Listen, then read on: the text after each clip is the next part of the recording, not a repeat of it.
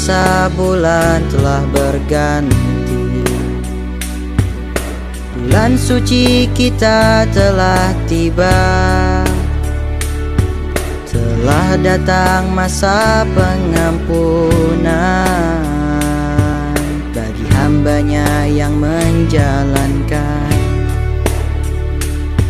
Hari ini kami penuh harap.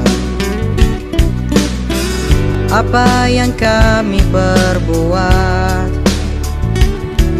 harap kami sebagai hambanya mendapat ridha dan ampunannya.